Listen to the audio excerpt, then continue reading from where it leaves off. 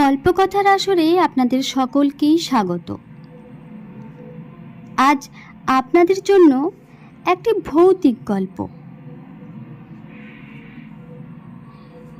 জয়দীপ চক্রবর্তীর লেখা গল্প সতীদাহের ঘাট।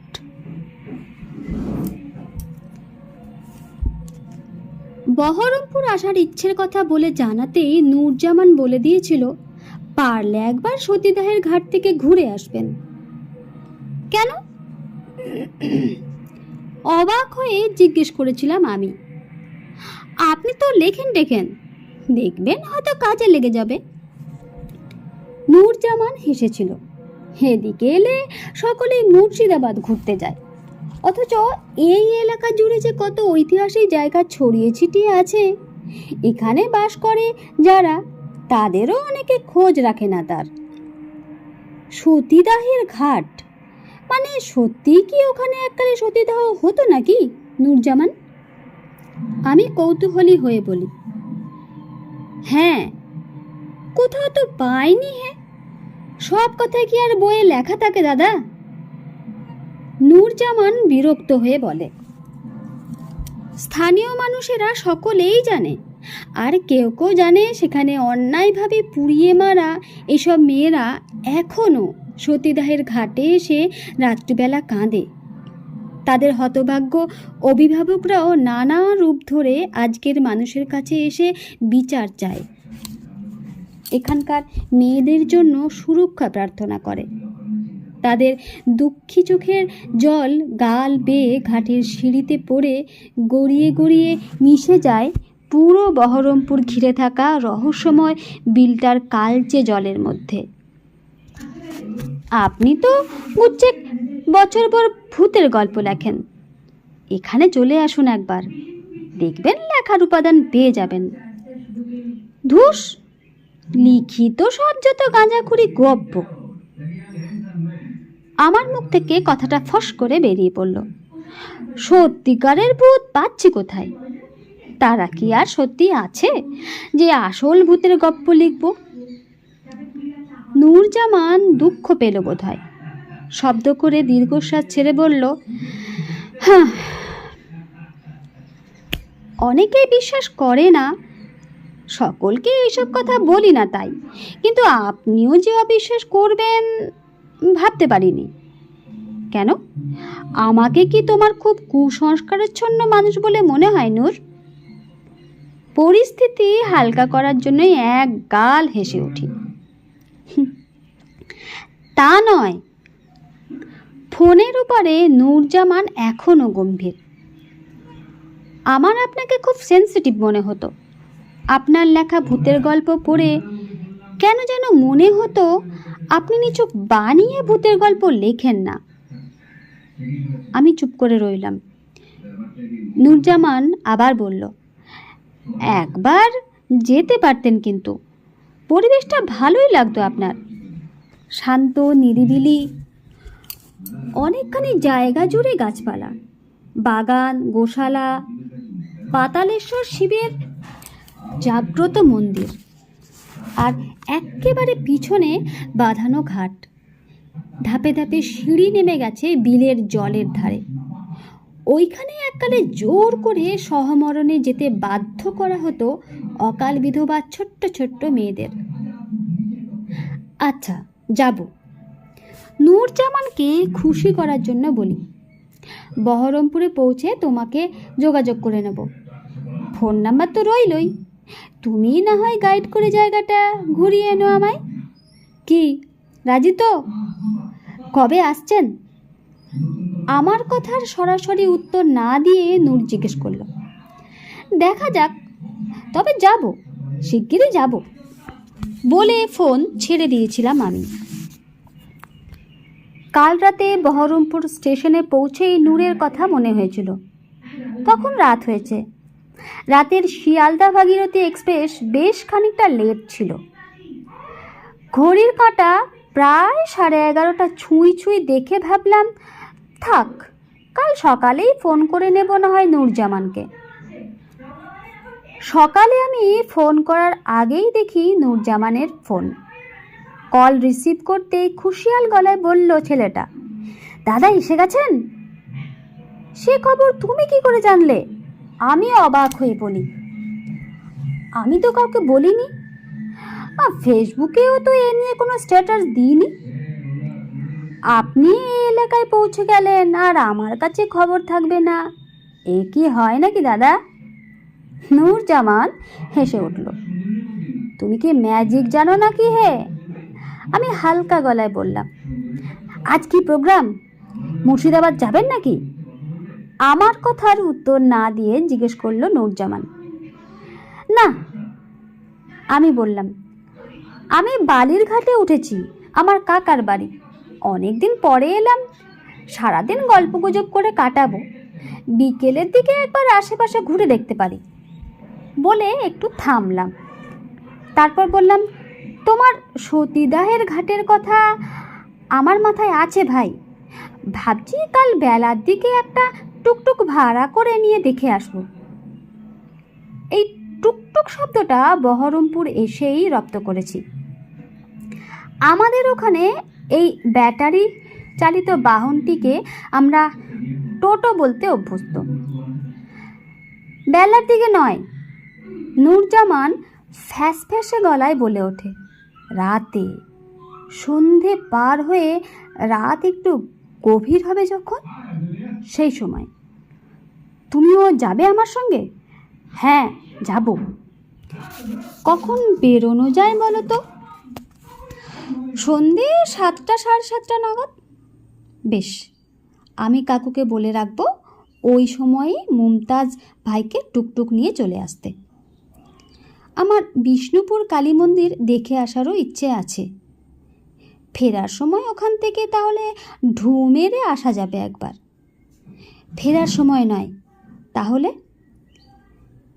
বিষ্ণুপুর কালীবাড়ি ঘুরেই আপনি পাতালেশ্বরের শিব মন্দিরে আসুন। আমি ঠিক সময়ে ওইখানে পৌঁছে যাব। ওখানে আপনার সঙ্গে আমার দেখা হবে, মন্দিরের পিছনে বিলের কাছে, বাঁধানো সিঁড়ির ওপরে, একটু নিচের দিকে, জলের কাছাকাছি। আমি চাইছি ওখানে একটু বেশি সময় দিতে। ওই ঘাটে আপনাকে নিয়ে খানিকক্ষণ বসতে চাই। তুমি তো ওখানে আগেও গেছো নূরজামান, বহুবার। সত্যি করে বলো তো, ওই জায়গায় তোমার কি কোনো বিশেষ অভিজ্ঞতা আছে? আছে। বলো কি? আমি নড়ে চড়ে বসি। ভূত সত্যি নিজের চোখে দেখেছো নাকি ওখানে? তা দেখেনি, তবে তবে একটা অদ্ভুত গা শিরশিরে অনুভূতি হয় রাত্রির নামার পর ওই ঘাটে গিয়ে বসলে। কেমন অনুভূতি সেটা ঠিক বলে বোঝাতে পারবো না। নূরজামান একটু থেমে বলল, একটা গা ছমছমে ভয়, একটা বুক খালি করে দেওয়া বিষাদ। নূরজামানের গলায় এমন একটা কিছু ছিল যে আমার কৌতূহল কয়েক গুণ বেড়ে গেল। ছেলেটা একটু সরল আর অনেকখানি আবেগপ্রবণ, কিন্তু ওর কথা বলার মধ্যে একটা সততা আর আত্মবিশ্বাসের টের পেলাম যে কথাটা অবিশ্বাস করতে ইচ্ছে করলো না। মনে হলো একবার গিয়ে দেখাই যাক না। এই বুড়ি পৃথিবীটা কত রহস্যই তো তার আঁচলে আড়ালে লুকিয়ে রেখেছে চিরকাল। আমরা মানুষেরা কতটুকুই বা জানি তার? কে বলতে পারে নূরজামান তেমনই একটা না জানা রহস্যের সামনে হয়তো আমাকে দাঁড় করাতে চাইছে কাল।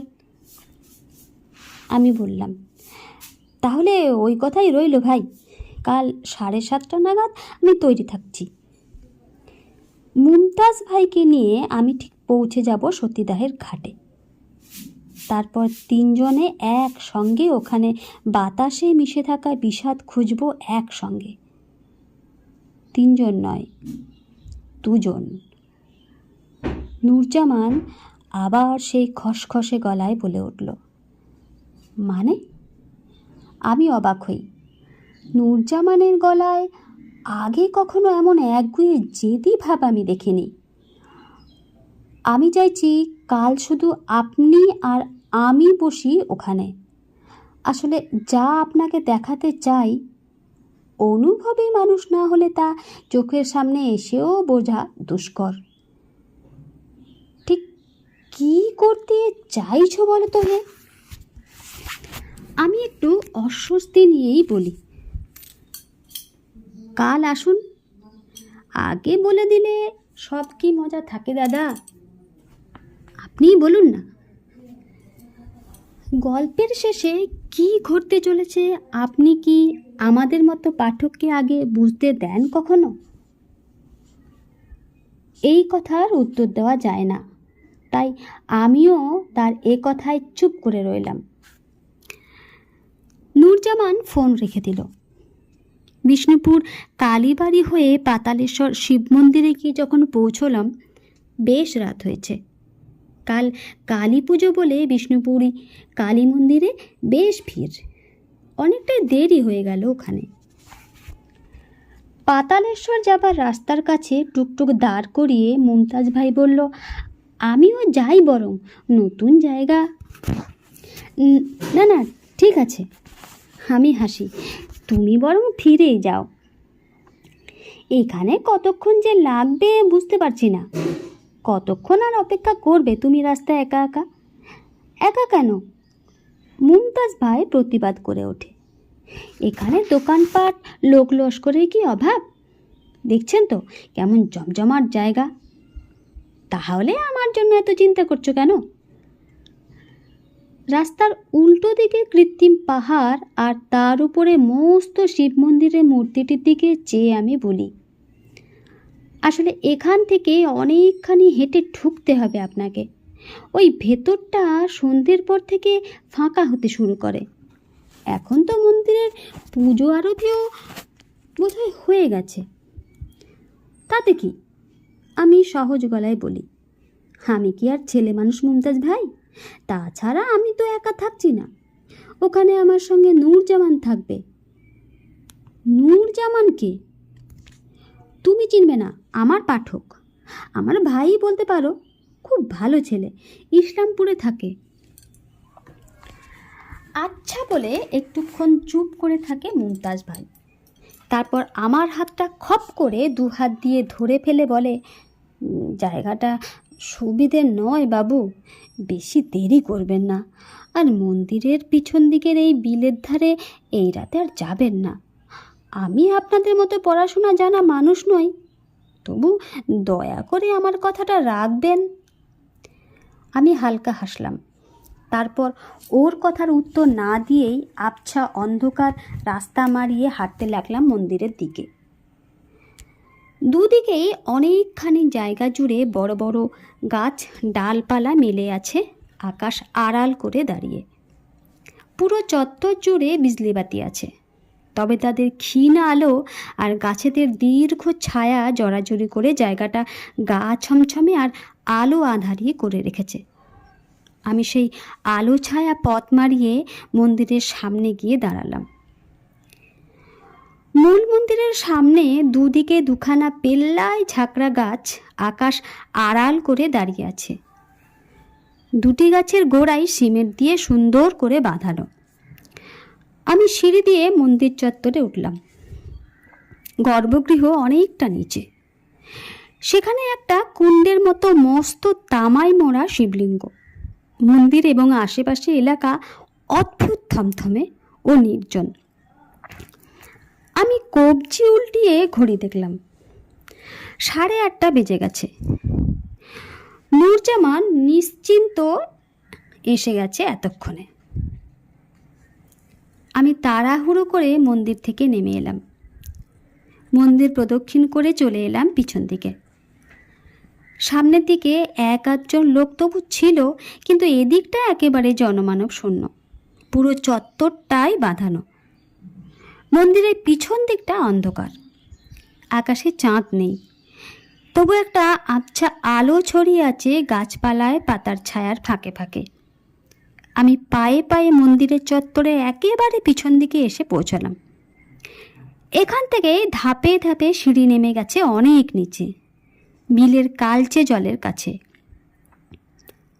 হেমন্তকাল শুরু হয়েছে। বিলের দিক থেকে ঠান্ডা হাওয়া বইছিল। আমার শীত করতে শুরু করলো। এই বিল শুনেছি খুব গভীর আর রহস্যময়। বালির বাঁধের কাছে বছর দেড়েক আগে একটা বাঁশ পড়ে গিয়েছিল এই বিলের জলে। সে বাঁশটাকে জল থেকে তোলা যায়নি, তলিয়ে গেছে। ডুবুরি নামানো হয়েছিল বাঁশের খোঁজে, সে ডুবুরিও বেঁচে ফেরেনি। আলতো চাঁদের আলোয় বিলের জল চমকে চমকে উঠেছে। সিঁড়ির কাছে একজোড়া পেল্লাই গাছ, তাদের গোড়া বাঁধানো। সেখানে স্তূপকার হয়ে অজস্র সামুদ্রিক শাঁখ রেখে গেছে কারা। এখানে ভগবানের কাছে মানত করে রাখার এই হয়তো নিয়ম।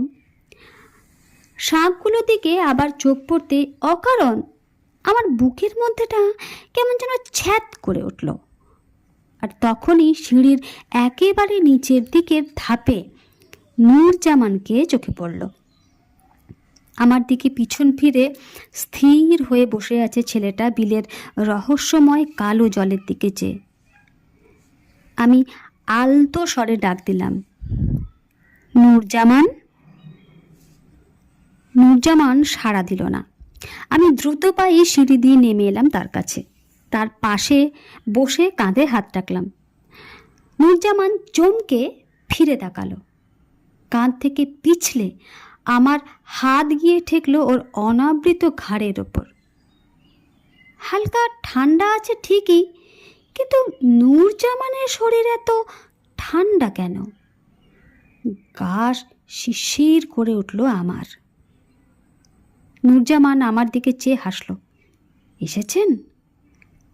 হ্যাঁ, আমিও হাসলাম। আসার তো কথাই ছিল। আজ দিনটা তো ভালো নয়, ভেবেছিলাম নাও আসতে পারেন। আজ কি জিজ্ঞেস করতে গিয়েও আমি থেমে গেলাম। আজ ভূত চতুর্দশী। এই দিনটিকে নিয়ে কিছু মানুষের সংস্কারের অন্ত নেই। নূরজামান মৃদু গলায় বলল, আজ মৃত মানুষেরা পুরনো ফেলে যাওয়া জায়গায় দেখার জন্য নিচে নেমে আসেন। তুমি এসব বিশ্বাস করো?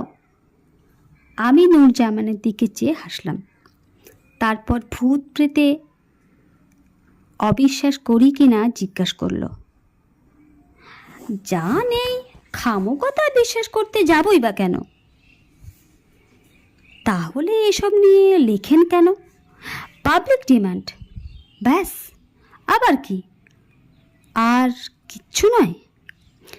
আপনার অবচেতনে একটা বিশ্বাস নেই বলছেন? আত্মবিশ্বাসের সঙ্গে আমি বলি। তাহলে আপনি জেনে বুঝে আপনার পাঠকদের ঠকাচ্ছেন। আপনার লেখার একটা বড় অংশের পাঠক কিশোর বয়সের ছেলে মেয়ে। আপনি তাদের ইচ্ছে করে মিথ্যে কথা গেলাচ্ছেন। নূরজামানের গলার আওয়াজটা বেসুরো ঠেকলো আজ। কেমন যেন অন্যরকম, যেন অন্য কারো গলা নকল করে কথা বলছে ছেলেটা। কার গলা ধার করলো নূরজামান? নূরজামান চুপ করে রইল একটুক্ষণ।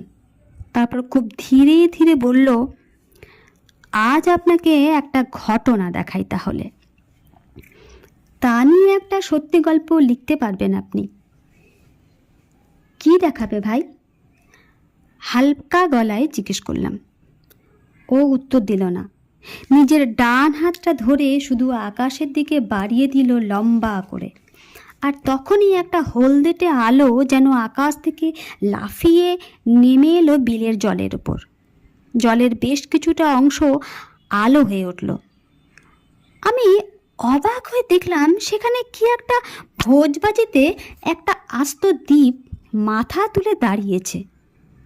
একদল মানুষ ব্যস্ত সমস্ত হয়ে কাঠের চিতা সাজাচ্ছে।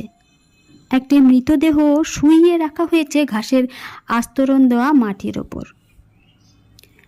একটা এক্কেবারে কম বয়সী মেয়েকে একদল মানুষ টেনে হিঁচড়ে নিয়ে আসছে চিতার কাছে। মেয়েটা কাঁদছে। তার কান্নার আওয়াজ চাপা দিতে হঠাৎই বিলের আশেপাশে একসঙ্গে অনেকগুলো ঢাক, ঢোল আর শিঙা বেজে উঠল। গায়ে কাটা দিল আমার।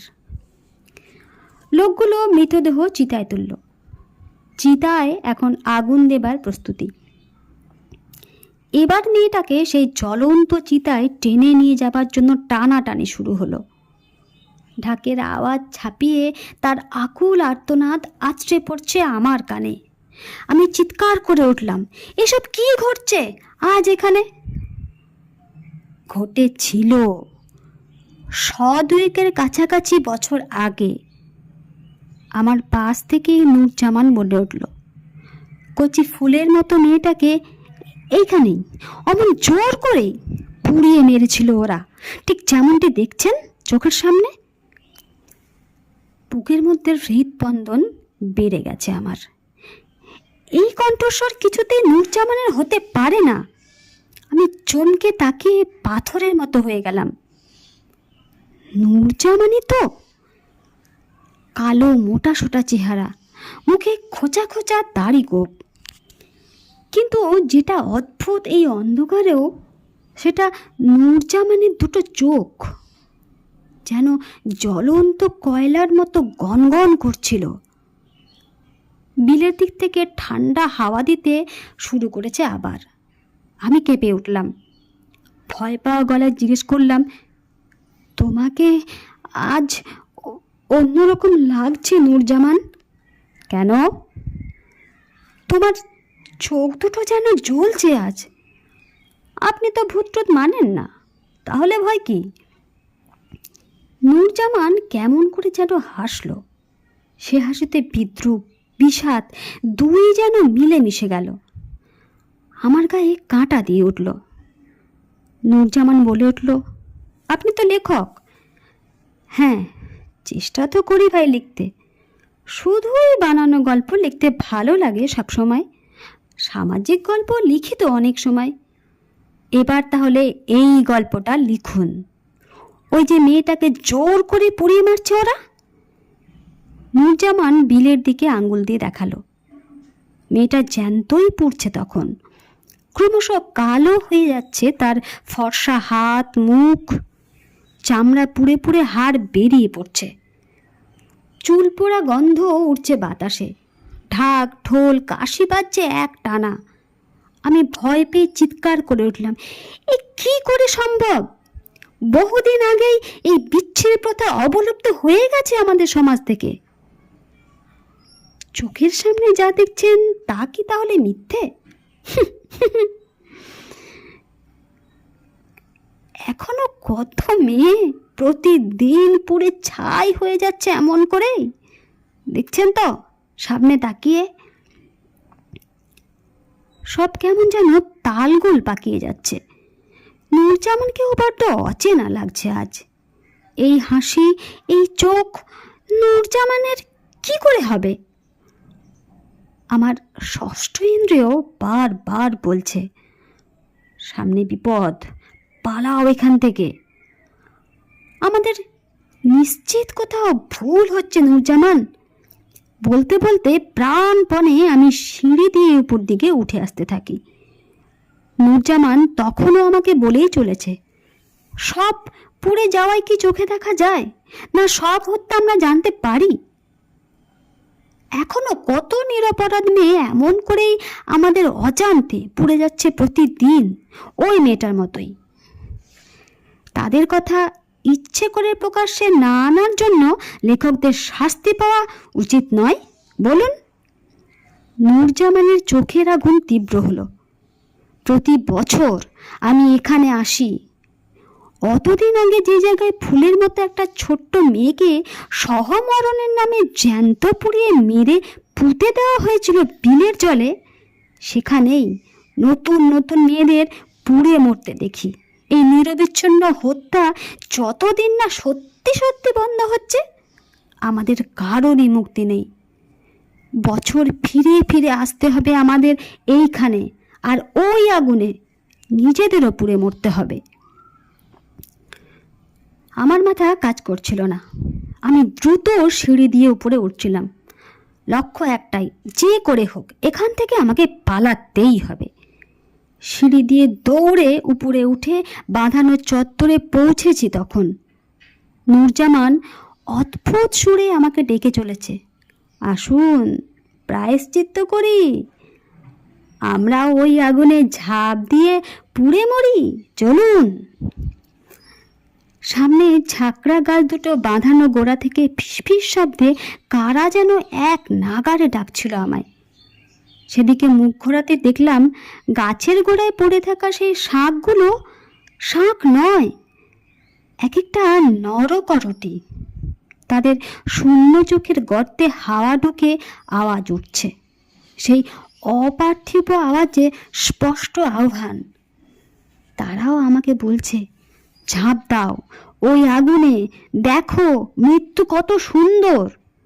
আমরা সবাই এই বিলের জলের নিচে মৃত্যুর দেশে মিলেমিশে আছি। তুমিও এসো, যোগ দাও আমাদের সঙ্গে, তারপর তুমিও ডাক দাও অবশিষ্ট জীবিত মানুষকে। সেই ডাক আমাকে সম্মোহিত করে ফেলেছে ক্রমশ। আমার চেতনা দ্রুত ফিকে হয়ে আসছিল, মাথা টলমল করছে, হাত পা শিথিল হয়ে যাচ্ছে ক্রমাগত। নিজের অজান্তেই যখন সিঁড়ি দিয়ে আবার নিচে বিলের দিকে নামতে শুরু করেছি, তখনই মুমতাজ ভাইয়ের গলা পেলাম। মুমতাজ ভাই কি করে যে বিলের কাছ থেকে আমাকে গাড়িতে এনে তুলেছিল আমি জানি না। কাশিমবাজার পেরিয়ে বালির ঘাটের কাছাকাছি এসে কিছুটা ধাতস্থ হলাম। জিজ্ঞেস করলাম, আমার কি হয়েছিল বলো তো? জেনে লাভ নেই বাবু, বেঁচে ফিরতে পেরেছেন এজন্য উপরওয়ালাকে ধন্যবাদ জানান। মুমতাজ ভাই গাড়ির গতি আরও একটু বাড়িয়ে দিল। তখনই বলেছিলাম, যাবেন না, দিন ভালো নয়। চলে যাওয়া মানুষেরা আজ নেমে আসেন। এখনকার প্রজন্মের ঠিক ভুলের হিসেব কষেন তারা, প্রয়োজনে শাস্তিও দেন। আমার মনে তখনও খটকা, নূরজামান কি ইচ্ছে করে আমাকে ভয় দেখালো? যা দেখলাম তা কি সত্যি, নাকি নূরজামানেরই কোনো কায়দা কৌশল? পরক্ষণেই মনে হলো, তা কি করে সম্ভব? ছেলেটা তো আর ম্যাজিশিয়ান নয়। সকালে ঘুম থেকে উঠতে বেশ দেরি হয়েছিল। বাইরে ছকছকে রোদ উঠেছে তখন। আজ কালী পুজো। কোনো কোনো প্যান্ডেল থেকে লাউডস্পিকারে শ্যামা সঙ্গীত ভেসে আসছে। তখনই ফোনটা এলো। স্ক্রিনে যে নাম্বারটা ফুটে উঠলো সেটা আমার চেনা নয়। ধরবো কি না ভাবতে ভাবতে কেটে গেল ফোনটা, কিন্তু পরক্ষণেই সে নম্বর থেকে আবার ফোন রিসিভ করতেই ওপার থেকে নূরজামানের উচ্ছ্বসিত কণ্ঠস্বর ভেসে উঠল, জয়দীপ দা, আমার ফোনটা দিন চারেক হলো খারাপ হয়েছে, আপনার সঙ্গে একদম যোগাযোগ করতে পারিনি। আজ আমার এক বন্ধুর ফোন থেকে কল করছি আপনাকে। আপনার বহরমপুরে আসার কথা ছিল যে? এসেছি তো, ক্লান্ত বিহল কণ্ঠে আমি বলি। কোথায় উঠেছেন? বালির ঘাট। ইস, আপনি এখানে, অথচ জানতেই পারিনি আমি। নূরজামানের গলায় ভাবহীন আফসোস। চলুন কাল আপনাকে কাশিমবাজারে এলাকাটা ঘুরিয়ে দিই একসঙ্গে। রাজবাড়ি, রেসিডেন্সি, গ্রেভইয়ার্ড, সতীঘাট। বুকের মধ্যে ধড়াস শব্দ শুনতে পেলাম আমি। নূরজামানকে মাঝপথে থামিয়ে দিয়ে আমি বলি, পরে কখনো সুযোগ পেলে ভেবে দেখব। আমি কালই সকালবেলা কলকাতা ফিরে যাচ্ছি। নমস্কার।